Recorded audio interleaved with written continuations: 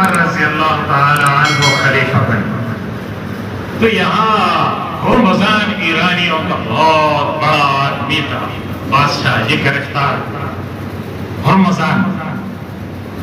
اس کو جو گرفتار کیا تو حضرت انس اور باقی صحابہ ان کو گرفتار کر کے مدینہ منورہ لیا۔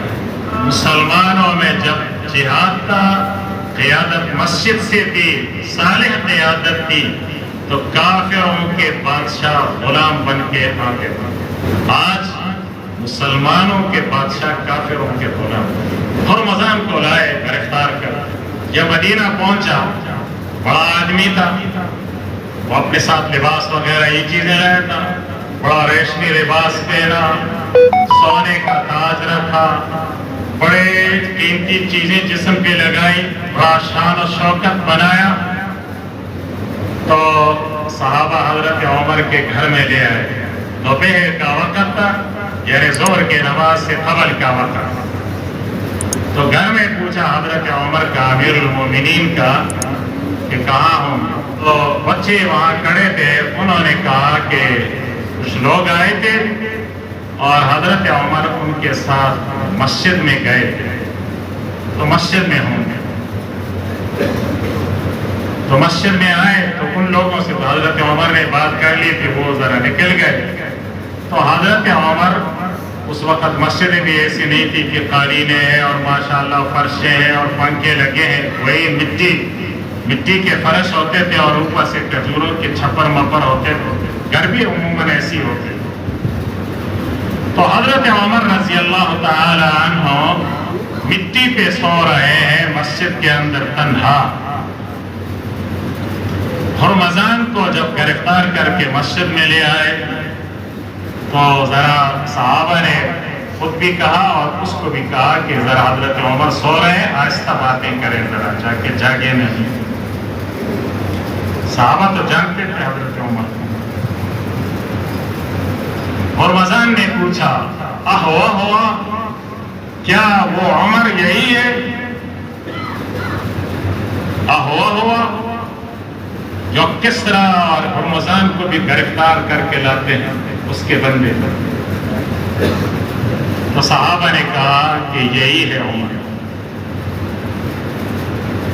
تو ہرمزان نے کہا ینبغی ان یکون نبیا، اگر یہی عمر ہے تو پھر مناسب ہے کہ یہ نبی ہونا چاہیے۔ لیکن وہ صحابہ تھے، اعتدال میں رہتے تھے۔ آج کل کے لیڈروں کے لیے بے اعتدال نہیں تھے کہ جو دعوے کرے اور آپ کو بالکل سچ کہا۔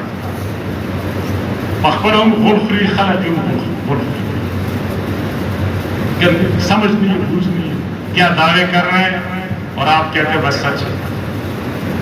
صحابہ نے کہا نہیں، نبی نہیں ہے، نبوت کا دروازہ بند ہے، نبی نہیں ہے، بل ہوا یعمل عمل الانبیاء، انبیاء والا کام کر رہا ہے عمر۔ کس کا کام کر رہا ہے؟ یعمل عمل الانبیاء، انبیاء کا جو کام ہے، مشن ہے، وہ عمر کا مشن ہے۔ حضرت عمر نے نظر ڈالی اور سب سے پہلے کہا الحمدللہ الذی اعز الاسلام واہلہ، اس ذات کی تعریفیں ہیں جس نے اسلام کو اور اس کے ماننے والوں کو عزت دی۔ وَأَذَلَّ الشِّرْكَ وَأَعْوَانَهُ، شرک کرنے والے، کفر کرنے والے اور اس کے پیروکاروں نے جس اللہ نے ان کو ذلیل بنایا۔ حضرت عمر نے اس کو کہا اس سے یہ غیر اسلامی لباس اس نے پہنا ہے، اس سے ریشم کا لباس اتروا دو، عام لباس پہن۔ سونا مردوں کے لیے حرام ہے استعمال کرنا، یہ اس سے نکال دیا۔ یہ ہمارے سامنے یہ غوب داب مت ڈالا کرے، تمہارے لباسوں سے، تمہاری سواریوں سے، تمہارے سونے اور چاندی اور ہیرے جواہرات کے تاجوں سے یہ زمین کے فرش پہ سونے والا عمر متاثر نہیں ہو رہا ہے، اس کی کوئی وقت نہیں ہے ہمارے نظر میں۔ اور ہرمزان سے کہا کیا بنا تمہارا، کیا حال ہوا؟ اس نے کہا پہلا یہ تھا کہ عربوں اور ایرانیوں کی جنگیں بھی ہوتی تھی، اور عرب اور فارس کی یہ عداوت یہ قدیم سے چلی آ رہی اور آج بھی یہ بغض نفرت دلوں میں موجود ہے فارس اور عرب کے۔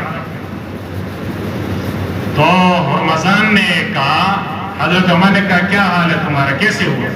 اس نے کہا پہلے جو جب کافر تھے تم عرب لوگ تو جنگیں ہوتی تھی تو نہ اللہ ہمارے ساتھ تھا اور نہ تمہارے ساتھ تھا، تو کبھی ہم تم پہ غالب آتے تھے اور تم ہم پہ غالب آتے تھے، لیکن آج اللہ تمہارے ساتھ ہے اور ہمارے ساتھ اللہ نہیں ہے، اس وجہ سے تم غالب آ رہے ہو اور ہم مغلوب ہو رہے ہیں۔